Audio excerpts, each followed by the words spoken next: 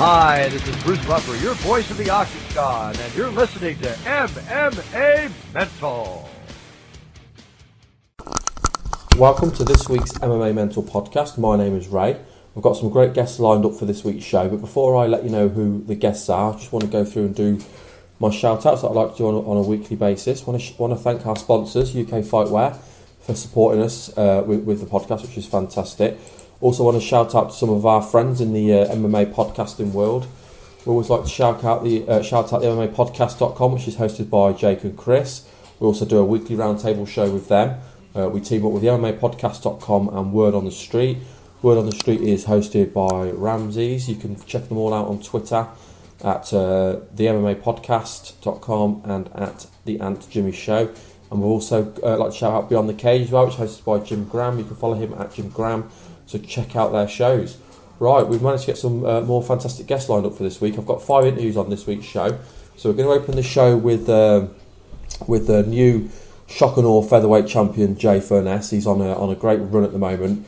He's building up a really good record for himself and a reputation for himself. So we've got Jay on first. Then we have another post-fight interview with Jim Wallhead after winning last week at Bamma 12 against Matt Fitch in what was probably his most impressive career display so far. Absolutely fantastic performance. And then we speak to the Bellator CCEO Bjorn Rebney, another fantastic interview.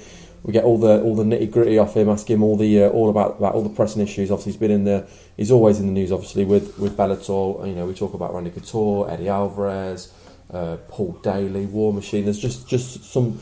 It's just an interview that you just can't miss. Really, you need to know what's going on with those. It's a fantastic interview. Then we speak to XFC 23 headliner Shamar Bailey. Of course, Shamar's been and fought in all the major promotions in the US, and he continues to do well. He's got a massive fight coming up soon against Luis Santos, so it's great speaking to him about that.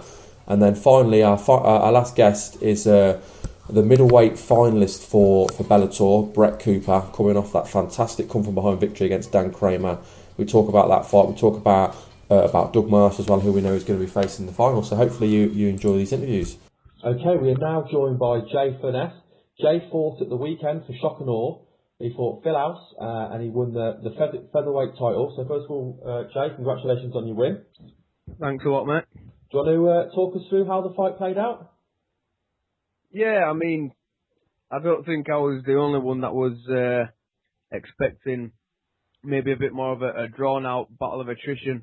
Phil being the type of, tough, durable and well-conditioned fighter that he is.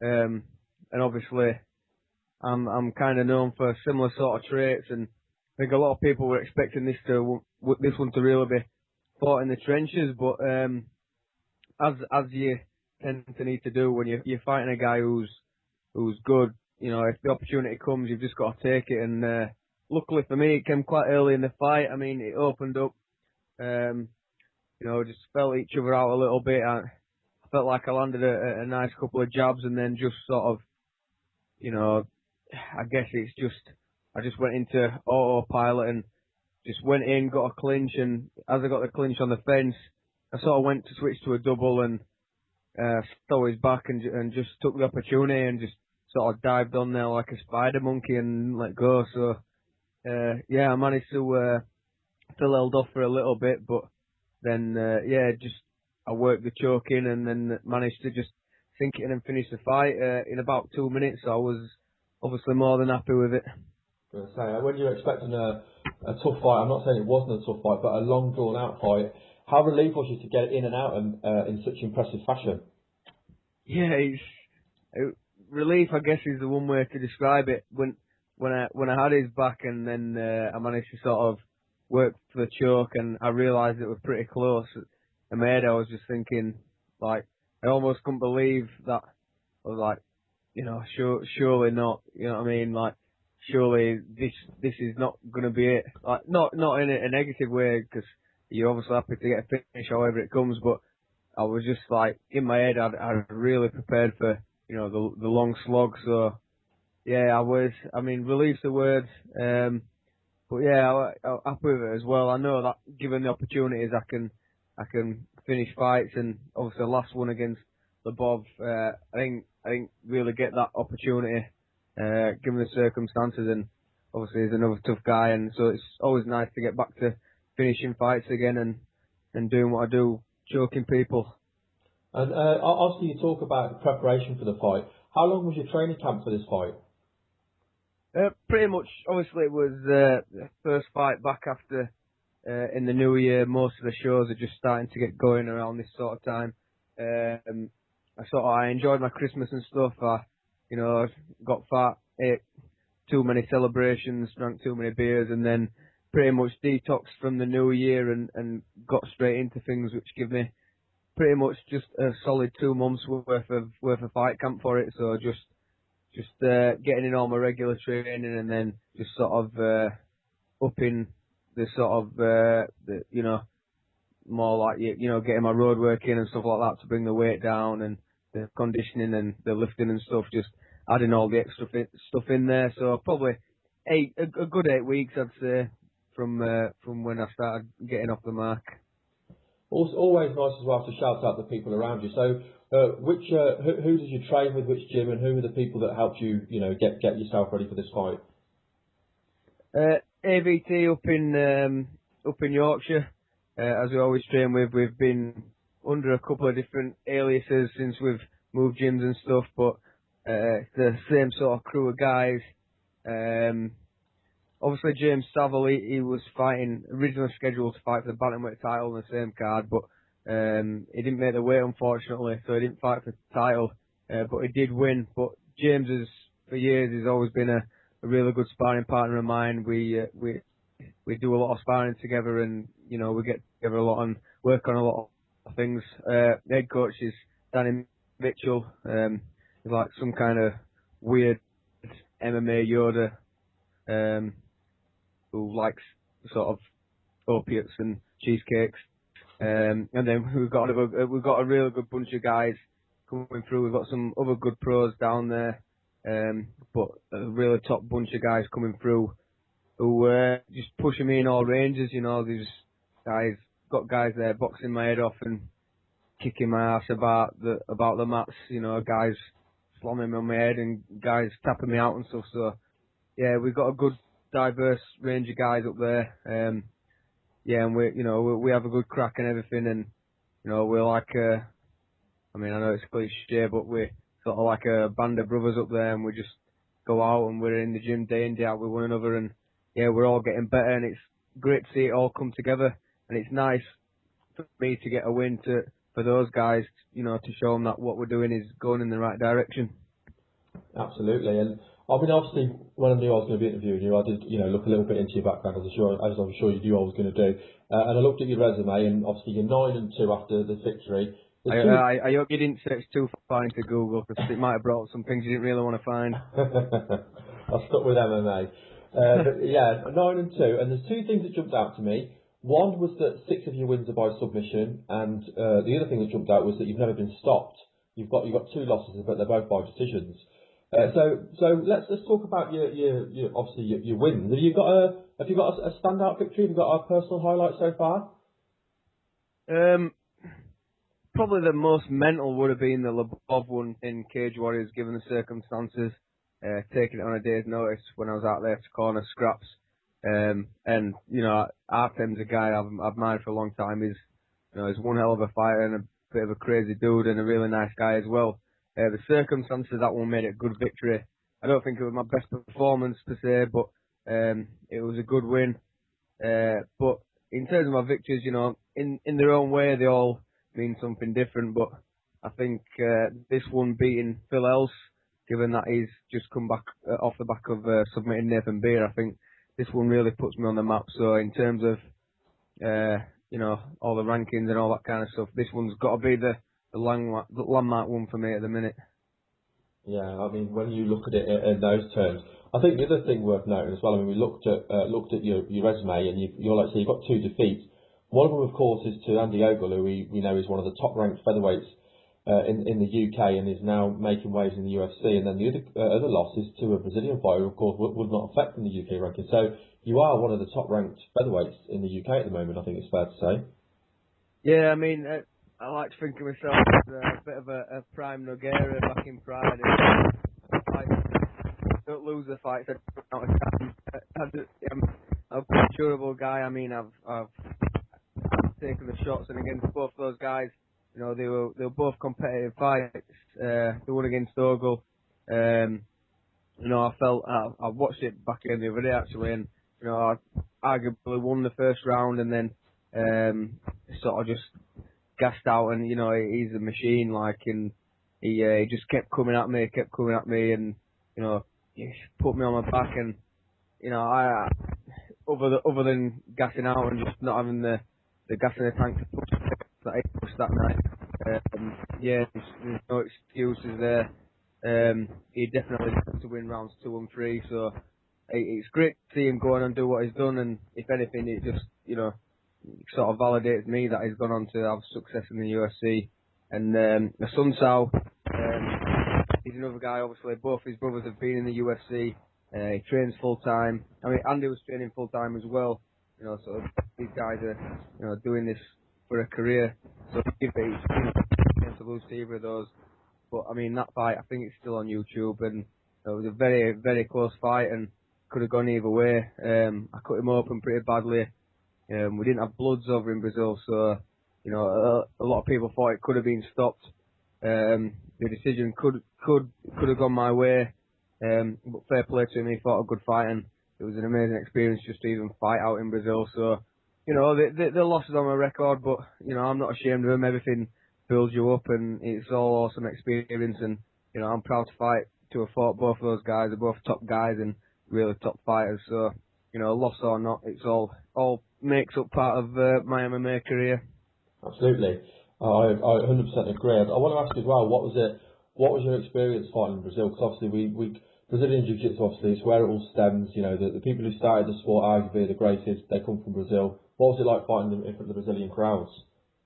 Oh, crazy! I mean, it was Big Dave Keeley that sort of gave me the opportunity. He rang me one day and he says, "Oh, I've got a fight in Brazil. They're looking for a fighter. Do you want to do it?" And before he told me who or what or for whatever money, I'm like, "Yeah." And he's like, "Well, don't you want to know?" And I'm like, well, "I don't really care. I'll fight anybody in Brazil." Yeah. So he obviously gave me the name. I recognised the last name. I looked into him, and you know, we went out there. It's crazy, man, for somebody to pay for me, some young kid from Murfield, to go out to Brazil and fight in front of thousands of people, and you know, in front of tens of or even hundreds of thousands on TV. It was it's crazy, man.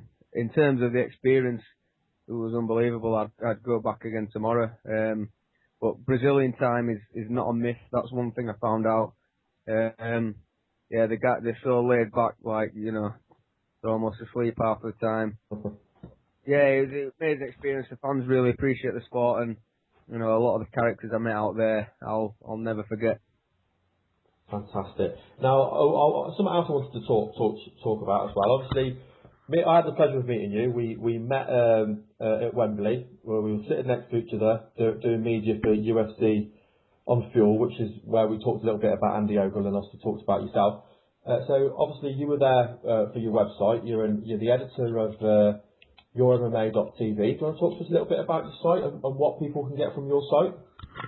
Yeah, yourmma.tv. We're a UK MMA resource first and foremost.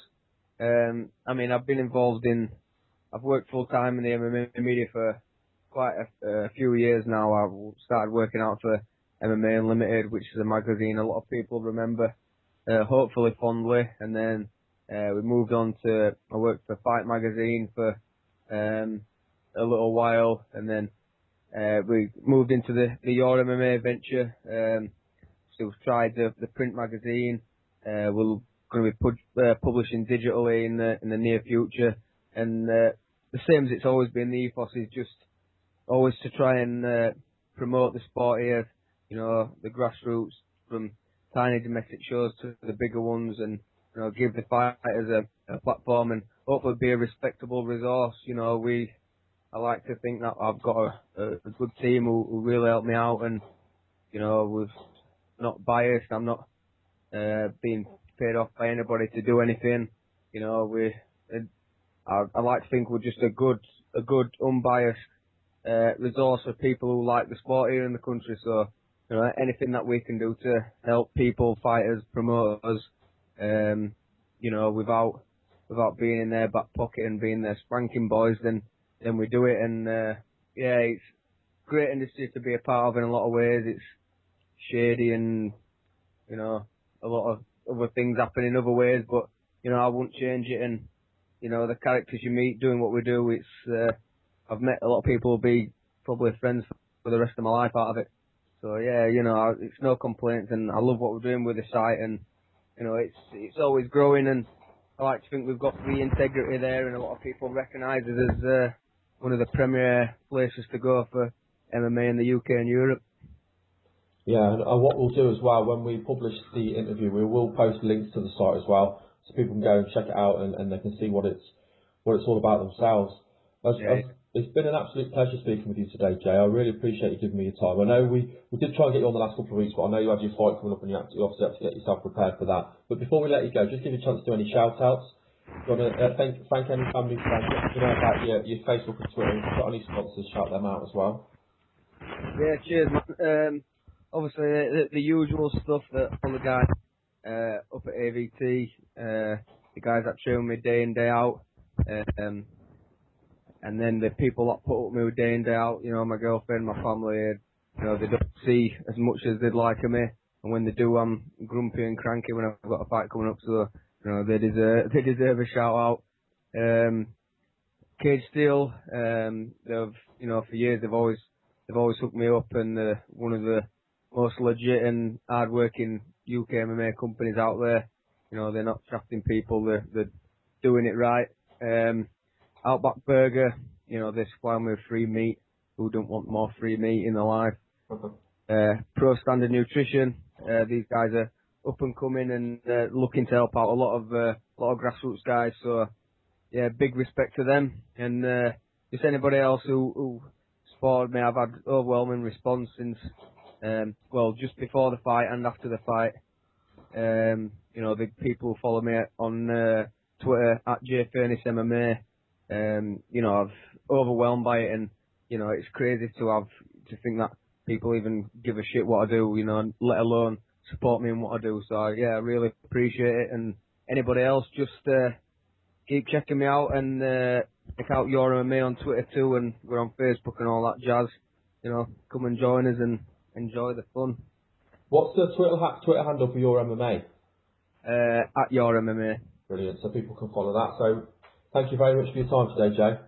Yeah, no problem, mate. Thanks for having me on, bud. We're now joined by Judo Jimmy Wallhead. Jimmy, I'm sure as everyone knows, coming off a massive win. He fought Matt Fitch at welterweight at Bamma 12 and completely smashed him. So Jimmy, first of all, thank you for joining us. Yeah, no problems, Matt. Thanks a lot. Right, let's talk about your fight. Do you want to give us your views? I know you said you've watched the fight back. Do you want to give us your views on the fight? Yeah, well, I think it's probably one of my best performances to date. Never felt so comfortable going into a fight. I certainly believe I prepared the best I've ever prepared. Covered all my bases, nutrition, properly for the first time. Good sports psychologist getting me ready for it as well. And it was like everything worked and made me perform to my fullest out. To be honest with you, it was an absolutely fantastic performance. I mean, obviously, before all the fights, as a fan, I always have an idea in my head how I see the fight going. And I honestly thought you were going to win that fight. I didn't expect you to win like that, you know. And that's not to take away from you. That's just because of how good, you know, Matt Fitch is. People need to know. I mean, Matt Fitch has fought in the UFC, and he's been in the rings with the likes of Paul Kelly and Frankie Edgar. I mean, this guy's no joke. But you beat him more dominant than anyone's ever beaten before that I've seen, anyway. Yeah. There was quick to a slick submission off. Who was it? What's in the build-up? Drew Fickett submitted him quick. Just come out and a couple of swings, took him down, and basically got armbarred pretty quick. That's probably his quickest defeat. But yeah, I've never seen anyone, you know, beat him up quite as bad as I did at the weekend. So you know, I take a lot of pride in that. Like you say, he's got good resume, and like I say, got a fight of the night in the UFC against Edgar. So to do what I did, with that behind him, makes me feel even more proud of it, to be honest. I actually thought, watching the fight, I thought the fight should have been stopped from the elbows, because, I mean, they were really cutting him up, and I thought, personally, the ref should have stepped in, and I actually think as well, at that stage of the fight, I think you'd already beat him and he was looking for a way out, and the choke was obviously there. Your choke was there, you worked for that choke, but I think he was probably just as relieved to get choked as what you was probably to get the hold on, to be honest with you. I mean, you had landed some nasty elbows. I mean, they'd sliced him open. Yeah. So let's talk a little bit about your build-up to your fight. You talk there about some of the things you were doing in the build-up. Who were you training with, and how long did you train for the fight, and how did training go? Yeah, well, we're just changing things at Rough House in general. We've got a full-time schedule now where everyone's in the gym at the same time every day. Owen King is coming in, who's a former world champion kickboxer. He's coming in as the full-time striking coach at Rough House. I still use Owen Comrie, who's my original striking coach as well. I still see him once, twice a week. Who else we got? We've got Trevor Hoskins, who's an amazing wrestling coach. He's the Rough House wrestling coach now. Doing some really good things for all of us.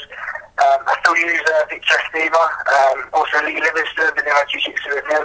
And then obviously my conditioning is all with Mark Jarvis, and I'm in the best physical shape I've ever been in, thanks to him. And then along with a great massage guy that sees me twice a week, keeps my body in great nick, Paul White. I'm just nutrition. Ben Crook at Bloomer Nutrition did all my diet for that fight. I stuck to it absolutely brilliantly, and just how good I felt after having a proper diet leading into the fight was amazing. And then Dean Hammersinger did my weight cut, an amazing weight cut and rehydration. And Matt Walton took care of all my psychological preparation. And like I say, it's a lot of names I just reeled off there, and literally I'm blessed to have all them people behind me, because every single one is as important as the other. And for the first time in 8 years as a pro, like I said on the weekend, I've got every base covered for the first time, and I think it showed. Well, if that's you for every covered base, I think it certainly did show. You talked there about your weight cut. Out of interest, how much weight did you have to cut on the week of the fight? Mate, not that much, to be honest. Because obviously I brought the food down gradually and did it all properly and stuff. For a change, I fought before. I never got into a fight feeling good. I fought before and not had carbs for 10 days, before the fight and stuff. I had carbs up until the Wednesday. I didn't have any carbs on Thursday. Did my water load and felt absolutely fine and full of energy. Woke up on the morning at 79.5 kilos, squatted 2 kilos. And that was it. And I went back in around 84, 85 kilos. So, it was real comfortable, real well by being after the. I didn't just usually ate loads of good food. I was basically gorge a little bit, to be honest. But he made sure I was eating controlled and no crap. And like I said, the guy at Blue Nutrition, Ben, as well, that did all my weeks leading up to the fight, that had a massive effect in making it so easy as well. So like I said, I'm just blessed to have all these people helping me out, really. So now, I know after the fight, you were obviously interviewed in the cage, and you talked about your deal with Bamma. How many fights have you got with Bamma? Yeah, I signed a 4-fight deal, 4-fight contract. Fantastic. So do you know? I know it's too soon yet, but do you know roughly when you'd like to get back in? Because I don't imagine, and this might be me being a bit ignorant, but I don't imagine you took much damage in that fight. Mate, no, I broke my hand though. Oh, what before? My hand's in plaster right now. Oh no! When did you break it in the fight?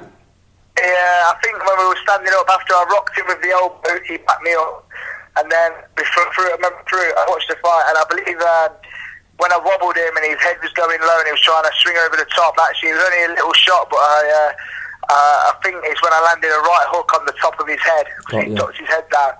And I've just got a clean break on my index finger metacarpal just behind the knuckle.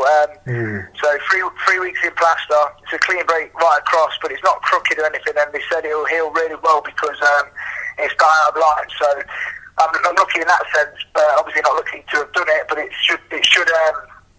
Like I say, 3 weeks the plaster's come off, no problems, and then it's just about looking after it. it could be 6 weeks ready till I spar again. So again, a bit of bad luck there, but hopefully I'll eat clean, I'll rehab it properly, and it'll be ready as quick as it can possibly be ready. So just hoping for a bit of luck on the repair of that, to be honest with you.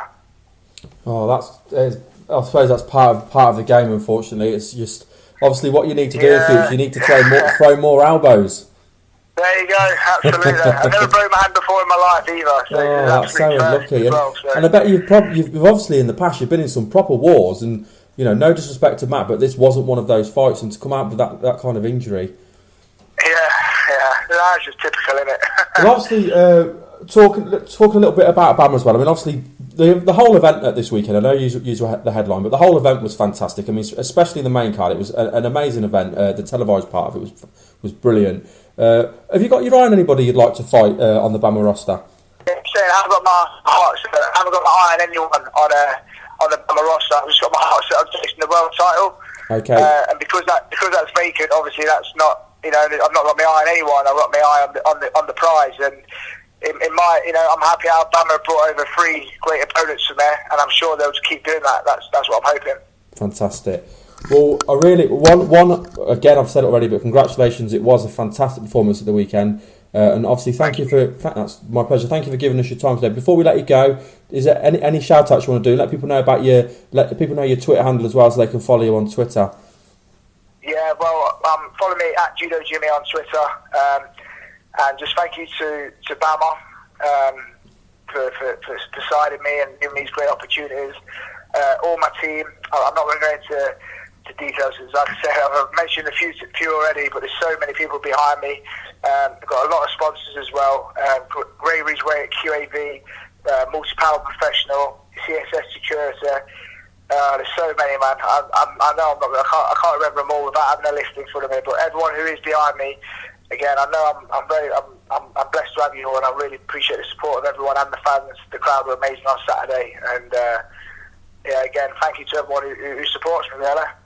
Well, thank you very much for your time today, Jimmy. It was much appreciated. No problem, mate. Pleasure. Thank you. Now joined by the CCEO of Bellator Fighting Championship, Bjorn Rebney. First of all, I just want to say a massive thank you for agreeing to come on to today's show. My pleasure. I'm glad to be on. I've been really looking forward to speaking with you. Right, just a little bit of information first about your background. Obviously, we all know about Bellator. It's kind of obviously risen up and is now one of the biggest mixed martial arts promotions, not just in the States but in the world. So first of all, what made you want to start a mixed martial arts promotion? What really made me want to start an MMA promotion was an old saying that my dad used to always share to me when I was a kid. When I was trying to figure out what I was going to do for a living when I was young and where I was going to work, my dad always used to say to me, Bjorn, if you can ever get paid to do what you would otherwise pay to do, you've won in life. And MMA, many years ago, MMA was that thing that I paid to do. I used to buy tickets to events. I used to buy the pay-per-views. I used to buy the old, literally the VHSs from Japan, from the old Pride events. I was just a fan. I loved it. I started training. I just wanted to be around it. I wanted to go to the events. I wanted to be part of it. It was what I did for fun. I would invite my buddies over, and we'd order pizza and buy a bunch of cheap beer, and we would watch MMA shows. And so, it was a matter of getting together a bunch of expertise that I had in a bunch of different areas in terms of television production, event promotion, marketing, publicity, advertising, international distribution, and then putting all those together and ultimately putting a company together in an area that I loved and that I was a fan of and would give me an opportunity to get paid to do what I used to pay to do. I've got to say, I love that saying. So if ever you can get paid to do something that you would pay to do, I think that's fantastic. Yeah, you've won. Yeah, that's brilliant. Absolutely brilliant. I can see how that would spur you on. Obviously, when you were setting the MMA promotion up, I can imagine you had when you first started out, I imagine you had a lot of doors slammed in your face. So how hard was it to get financial backing to get such a project started? Oh, it was really difficult. It was extremely difficult. I mean, that's a great question, and it's a question that I very seldom get asked because people just assume that I just put all of this in motion. When you have an idea, when you have a concept, when you're entrepreneurial and you come up with a business idea, trying to get people to put millions upon millions of dollars behind that idea is very, very difficult. That is not easy. I actually went out and did 62 presentations. 62 presentations where I would get on cheap flights and rent cheap rental cars and fly all over the country and the world to go and present to investment bank and investment groups and hedge funds and the like, trying to get them to invest in this idea I had back in 2008 for Bellator Fighting Championships. And I got the door shut on me and the door shut on me. And I was what I like to refer to as pleasantly relentless. I just never stopped. And I kept taking the trips and I kept refining the business plan and I kept answering questions and I kept following up. And finally, in my 63rd trip, an investment bank out of Connecticut in the United States responded positively and liked the concept and the idea. And they asked me how I was based in Southern California at the time. They asked me how quickly I could come out and meet with them. And I told them that I would jump on a red eye that night and I would meet with them the next day. And the next day I arrived in New York at 8 o'clock in the morning and was meeting with them at 2. And that was the beginning of getting the initial financing for Bellator and the beginning of the birth of this company. I think there's 62 companies now that are absolutely kicking themselves. Ray, how were you ever discouraged? How close were you to just giving up on the whole idea? Giving up is not a big part of my personality, and I don't think that you can be in this business. This is a hyper competitive, fast paced business. I mean, it's the fight industry, and it's the fight industry from a business perspective. It's also the fight industry in terms of what goes on inside the cage. If giving up or surrendering is part of your personality, it's probably a safe bet that this is not the right business for you. So I was never close to giving up. I put a second on my house, then I put a third on my house. I spent every penny I had in savings, funded the operation, funded my trips, funded the business plan development, funded the video presentation developments. Literally took it all on myself because I believed in it 120%. I was also very lucky because I had a beautiful woman that I was dating at the time who later became my wife, who also had complete belief in the idea and the concept and continually said to me, this will work. We'll make this work. This is going to fly. This is going to be awesome. You're going to look back on these days at some point and you're going to just smile because you're going to make this all happen. And so I had a great support system, but I was never close to punting. I was never close to giving up. All right, on the back of that then, you've got to tell me, how did it feel when you got the yes? After all of these no's, what did it feel like finally to say, someone say, you know what, I like your idea, I want to give it a go? What did that feel like? You know what, it's funny. It didn't feel as good as you would think because I never assumed that it wouldn't work. It wasn't like one of those moments where you go, oh my God, this is awesome. I always knew that somebody would see the light and would understand that the business model was right and that the projections were right and that this had an opportunity to become something very large. So what it kind of did is it said, okay, the pressure of pitching is off now, and now the pressure of doing is here. So it was almost just like a very brief moment where I went, okay, good enough. I got to that point. Now I have to be ready to do everything I've been talking about doing for the last year plus. So it wasn't one of those moments where you applauded and high-fived. It was just one of those moments where you went, okay, good. We finally got here. I knew we were going to get here. Now I've got to make it all happen. Okay. Moving forward, obviously, I mean, Bellator has just gone from strength to strength to strength. And obviously one of the biggest things that we've seen this year is, Bellator's moved over to Spike TV. Do you mind telling us how that came about? Yeah. The way it came about was we, at the time, we were working with Fox Sports Network. We had a multiple event deal in the United States with Fox Sports Network, and I do an awful lot of due diligence and investigation. So I was tracking the industry, and if you track the industry at the time, what you saw is that the UFC was doing an awful lot of talking about their interest in potentially moving away from Spike. They kept talking about a network deal. They kept talking about moving away from Spike, and that always seemed that was always very surprising to me whenever I would hear it, because Spike was the home to MMA. Spike was where MMA fans lived. Spike had done more MMA events, higher rated MMA events, farther reaching MMA events than anyone in the history of mixed martial arts television. And so when I started repeatedly hearing those comments from the leadership of the UFC, I started very quickly planting the seeds with people that I knew at Viacom and at MTV Networks at the time to get into meetings with the people that were controlling Spike to talk to them about an alternative, which was Bellator.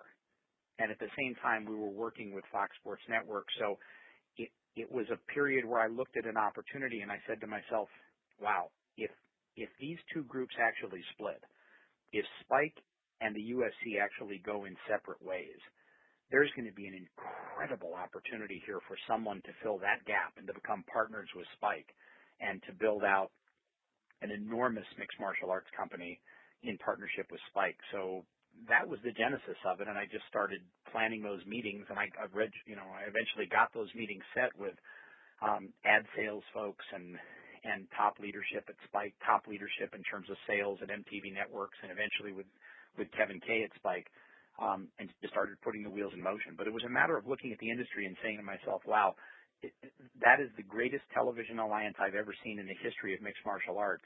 And if somebody is ready to move away from that, if somebody's going to head in a different direction, where I want to be poised to be able to take over that spot. Obviously, that's worked. Can you tell me what effect that move's had on not just the brand of Bellator, but also on its fighters? Oh, I mean, the impact that move had has been enormous. I mean, look, if you're an MMA fan in the United States and you've tracked this game, the vast majority of fans here call Spike, their home for MMA. The vast majority of fans here identify Spike as the place they go for their MMA content. They know the space. They know the marketing, promotion, production, publicity, and advertising behind MMA better than anybody. They know our consumer base and our demographic better than anybody. They know how to recruit sponsorship and advertisers in the space better than anybody. They know how to get those advertisers, how to activate better than anybody. It's had tremendous impact on Bellator, because right now, with Viacom taking an ownership stake in Bellator, and with Spike really being a partner to my company, I'm able to call Kevin Kay or John Slusser or Neil Shermans and these top executives at Spike on a regular basis and ask them for their input, suggestions, ideas, personnel. I mean, I've literally got, a who's who of the most talented people in the history of this game that I can call on their cell phone and say, hey, what would you recommend we do about this? Do you have any ideas on how we can make this better or more entertaining or more exciting? So it's been an amazing benefit to the brand and to putting on better shows. And obviously, we've certainly seen that this year. Okay, moving forward, do you see Bellator eventually moving on to pay-per-view? Yeah, absolutely. The issue is just timing, and fights fuel pay-per-view. Marketing doesn't fuel pay-per-view. Marketing helps you get more people to buy a pay-per-view, but the essence of pay-per-view success is based on fights and fighters. So as soon as those fights and fighters are in place to do a pay-per-view, we're poised and ready to do it. We've got the relationships in place with all of the necessary parties, all of the necessary distributors. We've got all the advertising support and promotional support that is needed. And we've also got a series of people working with us on a day-to-day basis who understand exactly how to orchestrate pay-per-view. It's just a matter of the right fights being in place. And as soon as those right fights are in place and locked in, we'll be in position to pull that trigger in very, very short notice. That was going to be my next question, is there any timescales, but you've already answered that. Okay, what I'm going to do now is we're going to move on to some pressing issues. These are all relevant news that have, say within the last couple of months. And these are kind of, I've rounded these questions up off other MMA fans like myself. So first question then. Obviously, recently there was quite a lot of cuts from the UFC, and you made a statement that you did not want to sign John Fitch. Could you explain why you didn't want to sign one of the top welterweights in the world? It wasn't a matter of as much of not wanting to sign Fitch. I've got a lot of respect for Fitch. He's a very talented fighter. He fights at a very, very high level. He can compete with anybody in the world. The issue was really just about, with the UFC making cut after cut after cut, and they've now made 50, and they're planning on making 100 more. The last time I saw, they're cutting a lot of fighters. We have been out over the last 2 years actively signing what I believe are some of the greatest potential prospects in the world. Guys who are going to be the next Pat Curran and the next Eduardo Dantas and the next Michael Chandler and the next Ben Askren and the next Alexander Shlemenko. So all of those guys are in line right now. And all of those guys are part of a developmental process that gave rise to us developing some of the greatest fighters on the face of the earth. So what I want to do right now is I want to stay true to what has made Bellator Bellator. I want to keep developing that next level of stars. I want to keep developing those next breakout fighters in the world of mixed martial arts. I mean, look, if everybody in the world at 145 pounds started fighting right now, most people would agree that Jose Aldo and Pat Curran would be the last two guys standing. If you asked people 2 years ago who Pat Curran was, very few people could tell you, even in the MMA space. So that's what our model allows us to do. And we've got so many talented fighters right now at 170 pounds. We've got so many guys coming up in those divisions that, we want to be true to them and we want to be true to that developmental process. I mean, there may be some guys that we sign in select weight divisions who have been cut from any organization in the world. But at this point, it just didn't make sense to start bringing guys in and leapfrogging over some of these incredibly talented fighters that we've got signed right now. It's a very valid point. As a fan, how much would you like to have seen Ben Askren versus John Fitch? Well, I think Fitch Askren would be a very, very interesting fight. I mean, look, you've got to be a hardcore fan to have your eyes on that fight. But look, I love watching Askren fight, and I know that there are a lot of people who don't. I know that there are a lot of people who don't like Ben's style, and I have all due respect for them. But I like watching Askren fight. I'm a purist when it comes to this game, so if you don't like the double leg and you don't like the takedown and Ben's ground and pound, then stop him from taking you down. That's why they call it a fight. So I think, a Fitch Askren fight would be a very interesting fight for those of us who are in the game, who are purists, who appreciate, the elements of the game that Ben Askren and a Fitch bring to the table. Yeah, I mean, I agree with what you say about Ben Askren, and I think anyone who can criticise Ben Askren after his performances, especially his last performance against Kyle Amasu, I don't think they really understand what MMA is about. Personally, that's just my own opinion. Okay, moving off that subject for a little bit, then move on to another subject. Obviously, one of the things that stands out about Bellator is how frequent your events are. I mean, in most cases, you've got an event on a weekly basis. Do you feel you can continue to put such a high level of shows on such a regular basis? Yeah, without question, I know we can. And the reason is that, look, the fuel to this machine is the fighters. The fuel to this machine is the quality level of the fighters that my talent development team puts into these tournaments. The television production is going to keep getting sharper and better. The features and the stories behind the fighters are going to get bigger and more elaborate and more entertaining and tighter.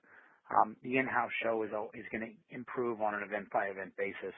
3 of our last 4 events have been sold out here in the U.S. It looks like our main event coming up in a week and a half is going to be sold out.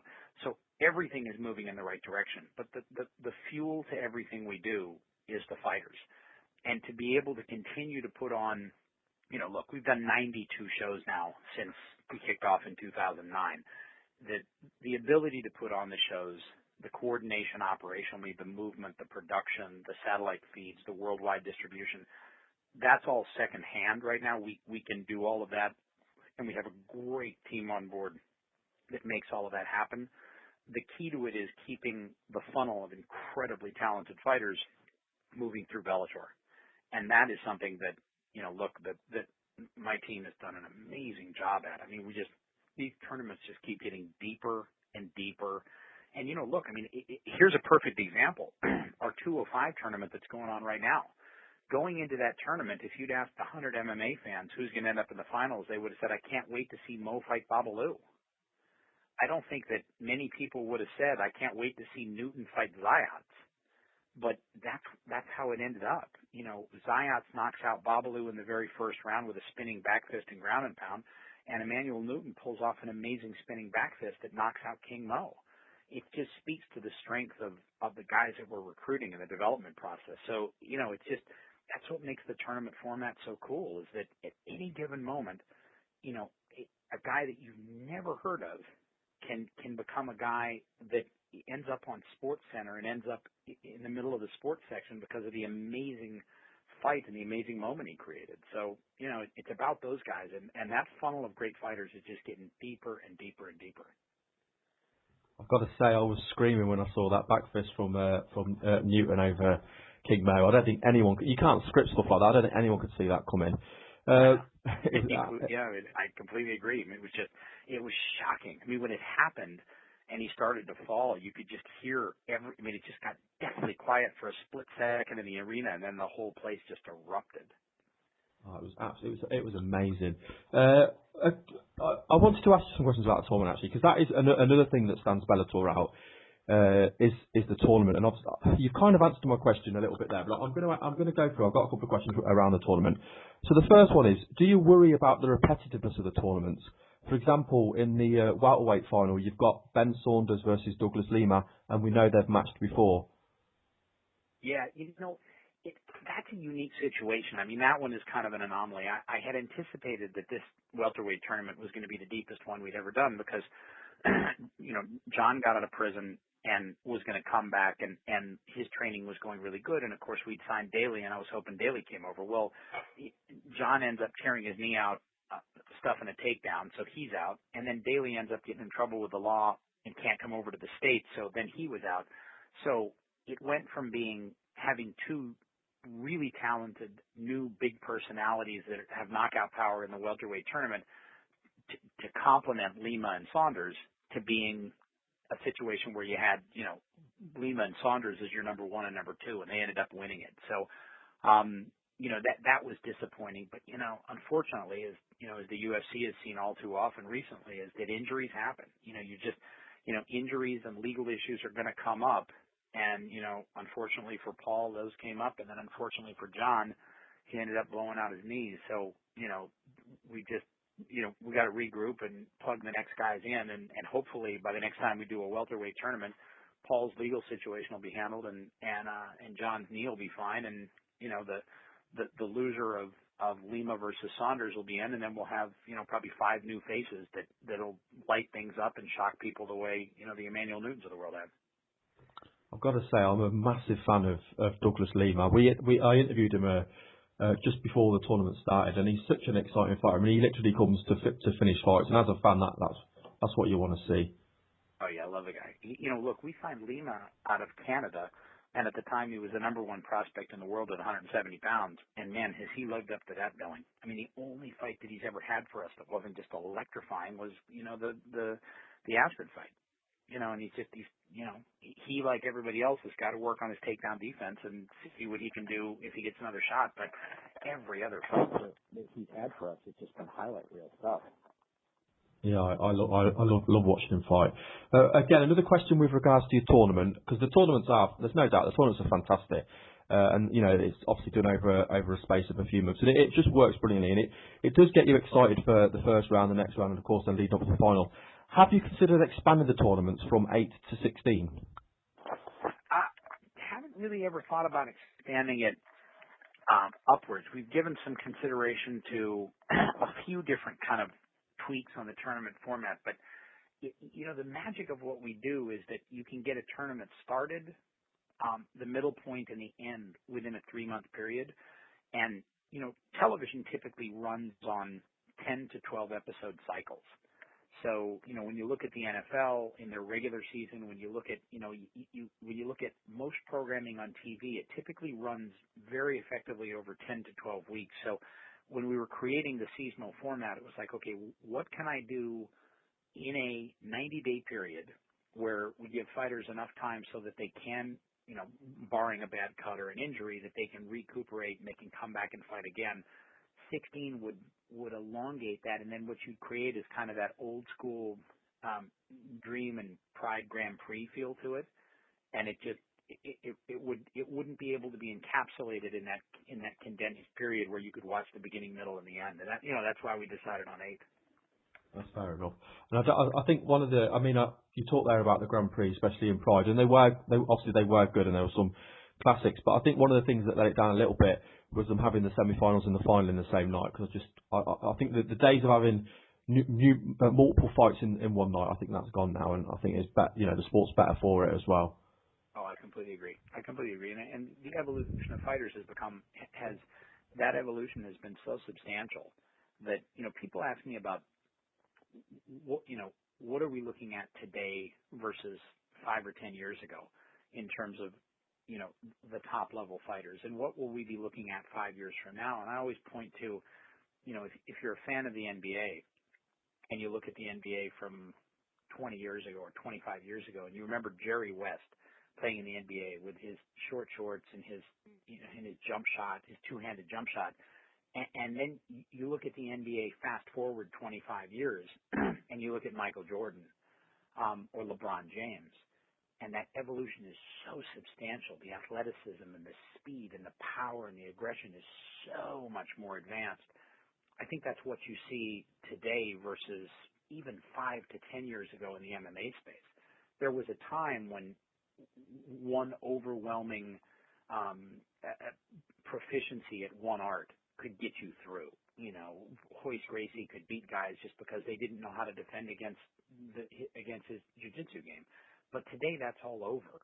Everybody's got everything. They've got a great clinch game. They've got a great rubber guard. They've got great takedowns. They've got great takedown defense. They've got great, they've got great kicks. Every piece of the game is refined. So to try to do multiple fights in one night now, it's just, it couldn't happen the way it did in the past. Yeah, I don't think people want to see that anymore anyway. I mean, you want fighters as much as possible, as close to 100% as possible when they fight, and that's not going to happen on fighting multiple times in a night. Moving on then to another topic, there was a lot made about the UFC Hall of Famer Randy Couture, a personal idol of mine, and his role with Bellator. Can you confirm exactly what his role is? Yeah, I mean, look, I'm a huge Randy fan, have been for many years. I mean, if you're a fan of MMA, you're a fan of Randy. He's done amazing things for and in the game. At this point, Randy's role with Bellator is as one of, 4 hugely talented coaches on the Bellator reality show, Fightmaster. I mean, he's just, he's an incredible talent, and he complements, Frank Shamrock is a bigger than life personality. Joe Warren is just electrifying on the show.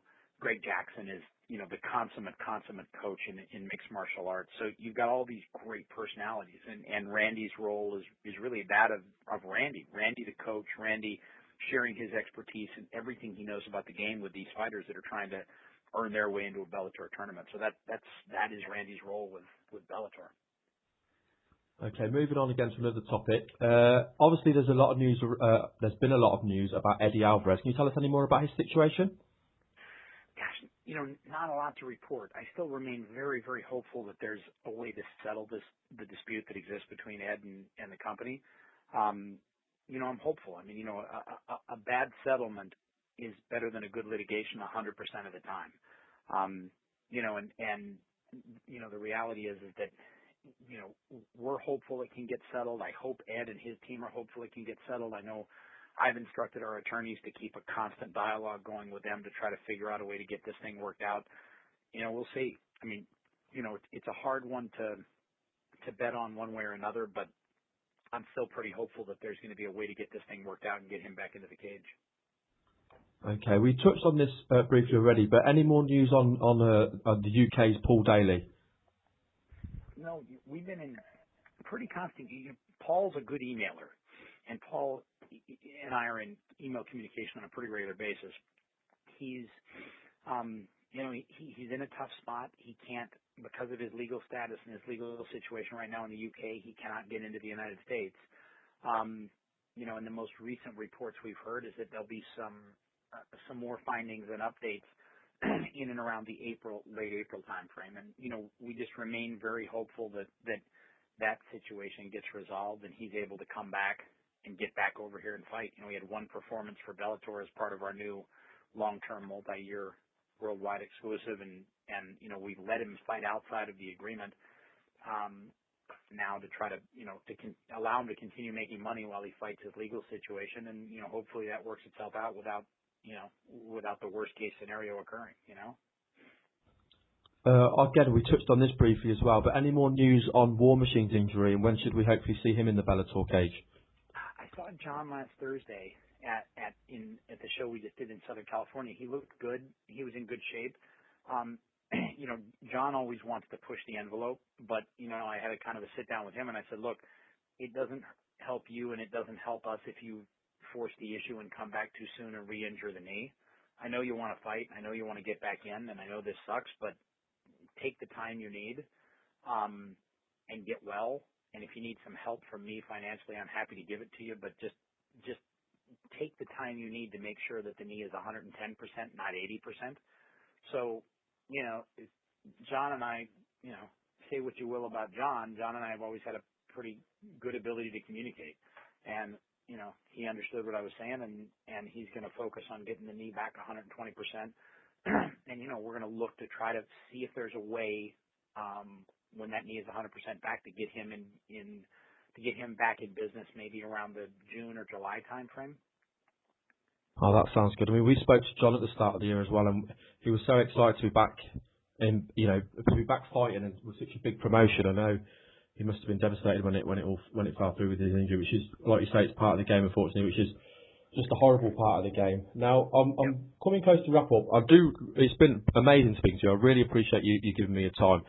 Sure. And I've got to put this to you. Obviously, I'm in the UK, so MMA is booming in the UK, and we've seen a good few UK fighters in Bellator. We've already talked about Paul Daley, of course. We've got Running Man. I know we've got Michael Page coming up soon as well. Have you got any more plans for any more UK guys in the near future?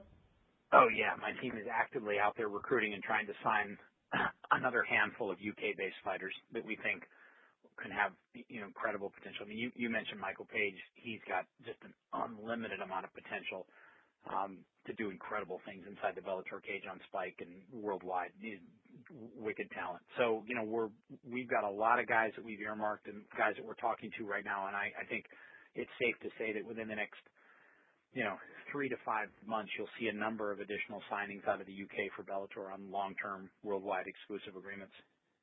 Also, finally, this is more of a comment, but again, as a huge mixed martial arts fan, as a huge Bellator fan, when are we going to see Bellator on TV in the UK? Well, I get literally more Twitter questions about that than maybe any other issue. And honestly, I have legitimately apologized for it many times. My team has just not pulled the trigger and just not done the job in terms of getting a TV deal done for the company in the UK. I want very badly for Bellator to be on live in the UK every, Thursday night, early Friday morning, and then on replays. It's incumbent on my team to get the deal done. They haven't pulled the trigger yet. It's our fault, and I'm doing everything humanly possible to try to solve it. I want it to happen worse than anybody, and it's something we've got to get done. But I want UK fans to understand that I want it to happen very, very badly. My team just hasn't been able to make it happen yet, but I'm on top of them trying to get them to do it. Well, I for one can't wait to see that happen. I really appreciate your time today, Bjorn. It's been an absolute pleasure to have the opportunity to speak with you. So thank you very much for giving me your time. My pleasure. My pleasure. I look forward to talking to you. Okay, we're now joined by XFC 23 headliner Shamar Bailey. First of all, Shamar, I just want to say a massive thank you for joining me today. Hey, thanks for having me. My pleasure. Now, I know you've got a big fight coming up soon against Luis Santos, and of course we will talk about that. But I want to talk a little bit about your history. You've got a lot of history within MMA. You've had a lot of fights. You fought all over. You fought in some huge, in some of the biggest promotions in the US, in the world. So first of all, let's just start from the beginning. What made you want to get into mixed martial arts? Yeah, it's a good question. I mean, basically, my base was in wrestling. I wrestled 1 year in high school, and then I wrestled all 4 years in college. And for college wrestlers, it's not like in America where if you play football or basketball, you can go to the NFL or the NBA. So basically, for college wrestlers, when you're done wrestling, your career athletically is over once you go to the Olympics. So I went to a boxing gym, and it happened to be the same gym as Chris Lytle, and they talked me into trying out jiu-jitsu and Muay Thai and everything, and they talked me into having my first fight, and I was hooked ever since. So. And obviously, you say you talked about having your first fight. I mean, you started fighting in 2006, and when you started fighting, mean, you went on a great run at obviously when you started out. I'm looking at your resume here, 1, 2, 3, 4, 5. You reeled off 7 wins. What was it like to finally, after doing the training, what was it like to finally get in there and kind of start working your way up? I mean, it started off as a hobby. I mean, I have a full-time job that I do along with this fight career, but the more I started winning and the bigger the opportunities, at that point you just have to make a decision how far you're going to take it. So, I just committed to training 100%. I never do anything halfway anyway. So, it was a blessing. I mean, it's a blessing to keep winning. And even after I lost, I got put together another couple, 3 or 4 big wins, and here we are. And what was it like as well? I mean, you mentioned there about Chris Lytle, and it's fair to say, obviously, Chris Lytle is a true MMA veteran and a gentleman of the sport as well. What was it like training with Chris Lytle? I mean, it's probably everything that people would think. He taught me a lot of tricks of the trade and helped me mature as a fighter, probably a lot faster than I would have if I hadn't trained with him. And there's quite a few other fighters that don't have as much exposure as he did that also did that for me. And if it wasn't for those guys, I wouldn't be where I'm at right now. So not only that, he talked me into working for the fire department, trying out for the fire department, and I did that. And now I'm on the same fire department that he's on. And so he's definitely been a blessing to my career. Moving forward, like I say, you fought in a lot of, you fought in the biggest promotions. No other way of saying it. You fought in the biggest promotions, and of course, you took part in the Ultimate Fighter. What was your experience like doing the Ultimate Fighter? It was different. I mean, they take a lot of things away from you. It seems like every season it's a little bit different, but for our season, they took away our phones and no TV, nothing really to read except, the Bible. If you wanted it, you couldn't have any contact with the outside world. And, so, every day, you're stuck either in the house, that we lived in or in the gym that we trained in. And, you had to really, dig deep inside of yourself and do some soul searching as far as why you're doing this and stay motivated and also stay grounded, mentally and, emotionally. So, it was good. I mean, besides that, I learned a lot from the coaching staff that I was a part of and underneath, and it was something that I will never forget. And I feel like I was blessed. If I had to do it all over again, I would do it all over again. Now, obviously, we talked there about the Ultimate Fighter, and like I said, you fought in the biggest promotions. What have been some of your own personal highlights of either fights or promotions that you fought for so far in your career? Yeah, it's funny because the fight that I'm getting ready for right now is taking place in Louisville, and that was my first big fight. I got a last minute phone call to fight a guy in Louisville that I wasn't expected to beat, and his name is Joaquin Spirit Wolf. He's well known in America, and I was able to pull off the victory against him. Very tough guy, very cool guy. And after that, I was given an opportunity to fight in M1 Global over in Holland, Amsterdam, Holland, and I beat a guy over there. And after that win, that's kind of what got me into Strikeforce. And I went 1-1 in Strikeforce, and then put a couple wins together after that, and was able to get on the Ultimate Fighter. So, it's just crazy how you can't really plan it out. And I don't think any fighter, unless they stay undefeated, that's what we all want ultimately. But no fighter can plan out their path, if you will, for their career. You just have to, keep grinding in the gym and keep grinding out victories, and you just never know where you end up. So that's kind of how my path took place. Okay, let's move on to this fight. I mean, this is a huge fight. I mean, XFC are doing massive things. It's very hard to discount any promotion when they're on national television. Which is going to draw loads of attention, which helps in all aspects for fighters getting prepared for fights. With sponsorship and things like that. So obviously you've got a big fight called up against Luis Santos. How do you feel going into this fight? I feel great. I mean, I'm learning. I'm getting a little older these days, so I'm learning, how to train smart. Train scientific. I've had to refine my coaching staff, training partners, and everything. And I feel like every time we go into the gym, we're not just working hard, but we're working hard with a purpose and coming away a little bit better, a little bit smarter. So I feel great in the training camp, and I'm excited to fight a guy like Luis that has so many talents and weapons. That I'd rather fight somebody that I know I'm going to be in for a tough night if I'm not, on my A game, rather than somebody that I'm pretty confident I can just run through, because then that won't cause me to be at my sharpest. So I'm very excited for this fight. You talked there about your training camp. Who are some of the what's the name of the training camp, and who are some of the people that you're training with to help you get ready for this fight? Nick Hyde is my head MMA coach. Chris Howe is overseeing my jiu-jitsu for this fight. He's a Pan American Games champion, gold medalist multiple times.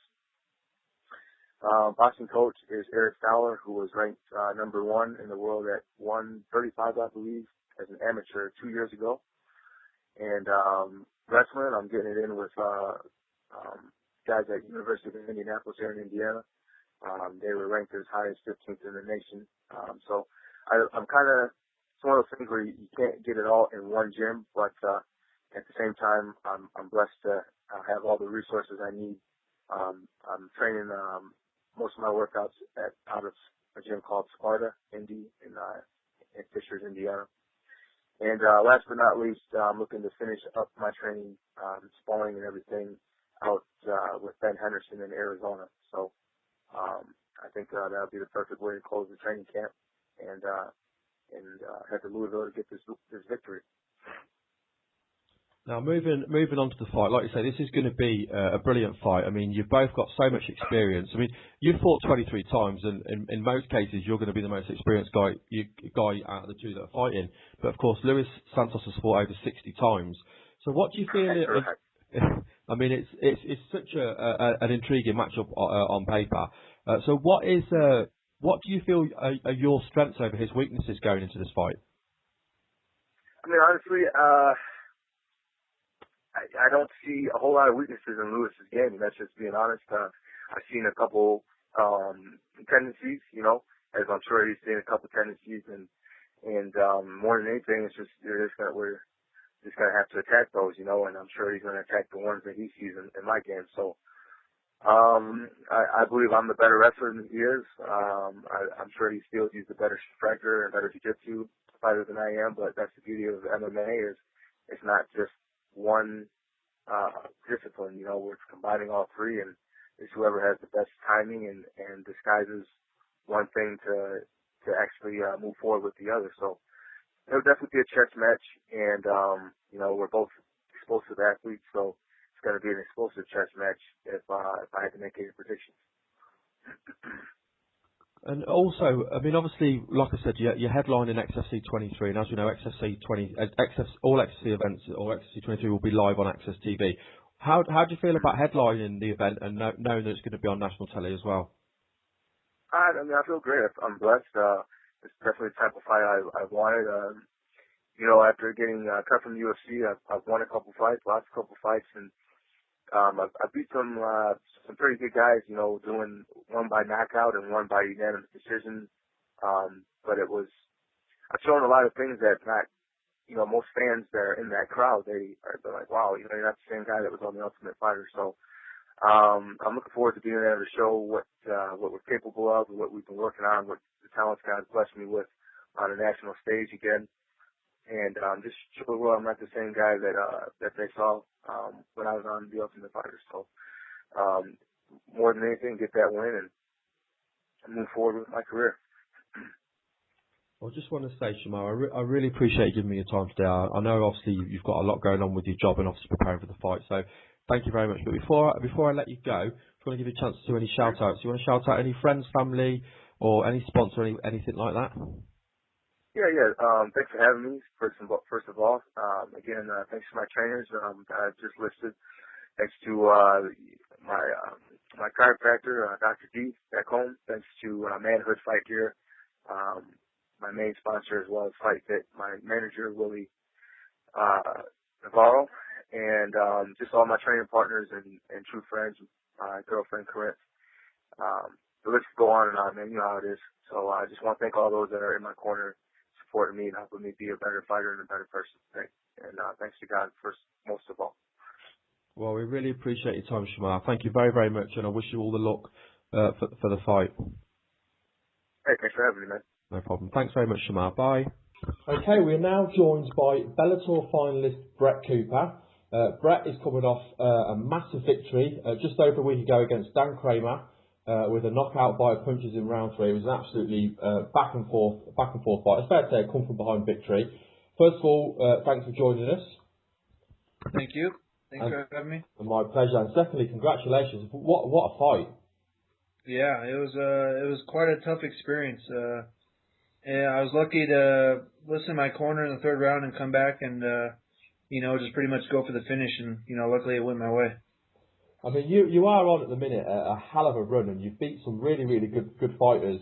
Obviously, most of your recent fights, of course, have been for Bellator. But I mean, that was a really, really tough fight. I mean, Dan Cramer was there to go all the way. I mean, it was very back and forth, wasn't it? Yeah, he really, what do you call it? He did his game plan really well. He planned well. He really practiced on neutralizing what I was going to do. And so, after I lost the first 2 rounds, I had to pretty much throw that game plan out the window and just go for, go for broke, go for the knockout and go for the finish. And he's a great fighter, and, he made it a great, a great fight for both of us, and, yeah, I mean, I'm just happy to get the W. Did you definitely know then going into that third round that you were down the 2 rounds? I thought I lost the first round for sure. The second round I probably lost. It was closer than the first round. So yeah, I knew I had to finish. I mean, obviously I was watching it as a fan, and I genuinely felt that he had won the first 2 rounds, and it just made the win that even better, because it literally was a come from behind. I mean, you could have dominated that third round, but if you didn't get the stoppage, it looked like you were going to lose the decision. It just made it that much more impressive. Yeah, totally. Dan's a tough guy. I mean, we've seen him. He's fought in the UFC as well. He's a very, very very good fighter. Yeah. No, he trains with a great camp. He's got his coaches, Ricardo Laborio, they're an American Top Team. They really know their stuff. So, yeah, it was a really good win for me. He's a really good guy, and I'm sure he'll be back. Now, of course, I mean, the other semi-final was just as dramatic as well. Not so much with the finish, but it was a very back and forth fight. You had one guy who was looking to wrestle and was controlling the fight, and of course you had Doug, who was literally throwing strikes from everywhere. And a lot of people weren't sure how that fight was going to go. I mean, I was watching it, and I thought that if there's any justice, Doug would get the win, just because he was much more aggressive. The guy Doug was fighting was literally running out of steam and was looking to control him. You were obviously watching the fight. How did you feel that the fight went? Initially, I thought Sultan won. Initially, I thought he won. But really, that's not my area. That's not the decisions I make. So I fight who they put in front of me, and Doug was the one that ended up getting the win that night, and that's how it goes. Yeah, I think a lot of people felt that Sultan would, and I think even Doug was surprised when he was given the decision, because he was almost, before the decision was called out, he was almost being apologetic to the fans. He had no reason to be, but he was almost being apologetic to the fans. But I think he was surprised with it as well. I think it's going to be a very, very exciting fight as well between you and Doug. How do you feel about the final? I think it's going to be a good fight. I'm not afraid of him anywhere in the game. I feel like I can stand with him, and I think it's going to be. I don't know. It's going to be exciting for sure. but I'm always looking to go in there and make a smart fight and get the win. But it's with the way he fights, it seems like it's going to be an exciting fight no matter what. So like I said, I'm going to fight the fight everywhere, and we'll see how it goes. I think it's definitely going to be an exciting fight, and I think as well at the start of this tournament, I don't think many people. I think people could have seen you in the final, but I don't think many people would have seen Doug in the final. Does that kind of add any extra pressure? I think it's fair to say you're going to be the favourite going in. Do you feel that going into the fight? Yeah, I don't really. When it comes to things like that, favorites and underdogs, to me that means nothing. So I mean, a fight is a fight. Anybody can beat anybody. So when you think of it like that, all that pressure of, oh, I'm the favorite or this and that means nothing. That's all betting odds and things like that. That concerns me none. I've been underdog in big fights, and I've come out and won, and it's not, to me, there's no underdog in a fight. Obviously, people are gonna consider one guy better or whatever. But towards the beginning of the fight, you kind of see people walking around the lobby. You kind of see people here and there in the fight, and you can see who's really focused and who's not there for, just to be cool or whatever. And the two guys that I saw that were pretty focused and looked like they were there to fight, there to get the job done was, Dan Cramer and Doug Marshall. So, I fought Dan. It was a tough fight, and, now I have to fight Doug. So, yeah, I can say I wouldn't say you'd be surprised. I mean, he's a guy. He has a lot of power, and he really comes to slug it out. And his first fight he won because the guy tried to slug with him, and whammo, he got hit with a good right. And then this last fight, I mean, he pretty much just came forward the whole time, and that's why he won. So yeah, I don't consider him an underdog or things like that. It's just I just look at him at his skills and what he brings to the table, and that's what I'm gonna try to implement my game plan off of. I think that's the right thing. I think it's fair to say anybody that makes the final in any Bellator tournament is obviously tough because there's no easy fights with the Bellator tournaments. I mean, we've seen that this year in some of the other weight classes with some of the shocks that we've had. So you can never discount anybody that's won two fights to make it to the final. Yeah, I mean the tournament style is tough. You don't really. It's really hard to. Normally your fights, you got like maybe 3 months in between each fight. This fight you got, you probably got about 4 weeks, and so it's tough, man. It really makes the experience. Luckily, I have experience with fights back to back. So in 2011, I had 3 fights in 3 months. So that kind of let me figure out what worked for me and what didn't. So yeah, it's a tough thing. Now, I want to talk a little bit about what got you into MMA and then talk about some of your personal career highlights. But before I ask you about that, obviously this has been a big year for Bellator. You've moved over from one TV station to another, which is obviously put you on a much bigger scale. Obviously, I'm talking about the move to Spike TV. Can you tell me, as a fighter for Bellator Fighting Championship, what impact has the move to Spike had on you personally? Well, it's obviously great. When you're on Spike TV, it's a really big channel. It's on pretty much every major cable company, DirecTV, et cetera. So just by being that, you reached a lot of homes, and the ratings for Bellator have been around 1 million each show, which is great. So around 1 million people, are seeing you every time you fight.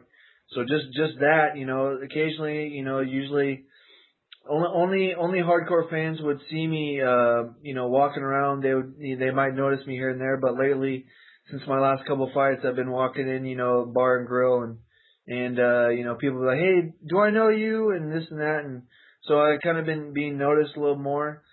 Also, it's just, financially, it's more stable because, you're under a bigger company, Viacom.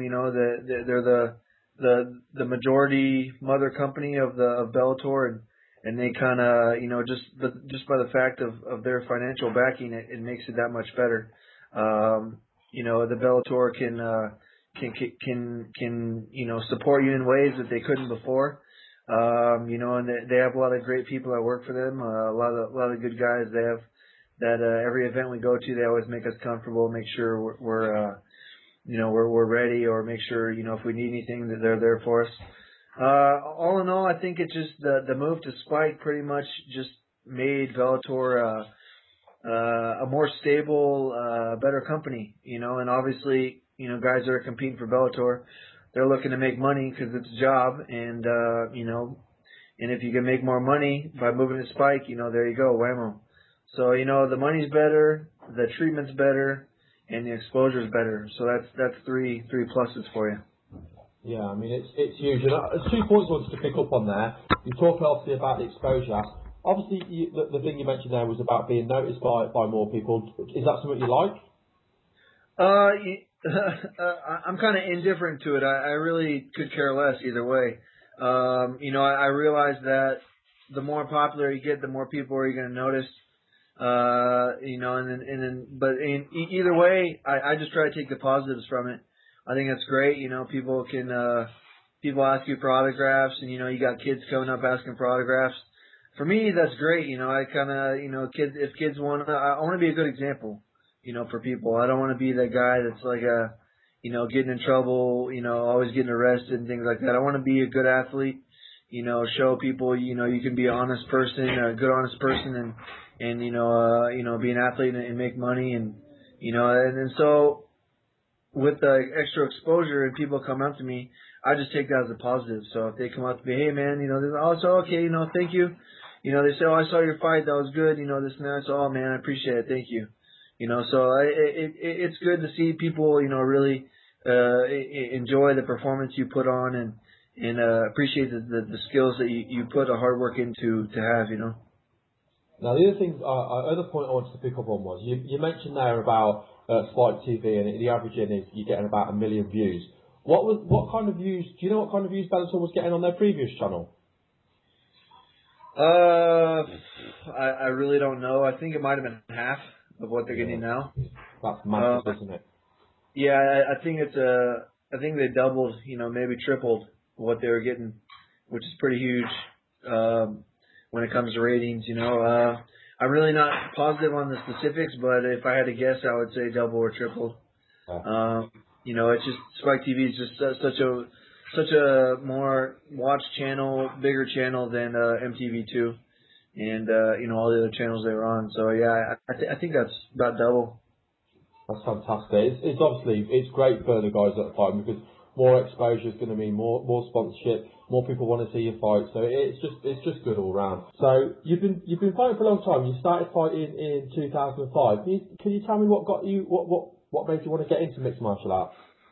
Yeah, I always played athletics growing up. The normal sports here: soccer, baseball, and hockey. And I always was intrigued by martial arts movies and combat movies and things like that, and I always felt like I was connected in a certain way, But being really busy with all the sports, it was hard to do any kind of martial arts training growing up, or doing it in classes. So I started taking a liking to really getting books and videos and things, probably beginning of high school, probably about 13 years old. And then, finally I got my first car at 17 years old. And that's when I started training with Tracy Hess. That was 2004. Started training, and then, 2005 probably. Started training, and then, right away fought, didn't really know what I was doing, but I knew I wanted to fight. So I just went in there and kind of learned trial by fire, and then, kind of went on my way. And the journey has led me to here now. It's been like you say, the journey. It's been a fantastic journey. Can you give me? Yeah. I mean, you've been fighting for a few years. Other than your current run in Bellator, obviously you say you're on a crazy run at the minute. You've won so many fights in a row. Pre-Bellator, have you got any personal highlights of any of your biggest wins before you joined Bellator? I would say my two biggest highlights were two underdog fights. One was when I fought Roy Markham in the IFL. I fought him on 2 weeks' notice, and they just brought me in to get beat up by this guy. And at the time he was top 10 at 170 pounds in the world, and they brought me in, and everybody kind of counted out, but I knew I trained real hard, and this was just kind of my chance to get in there and get noticed. And so I went in there, and I luckily had a tough first round, and then the second round I came and got the knockout. And then also I fought Sergio Moraes in a fight in Jungle Fight in Brazil.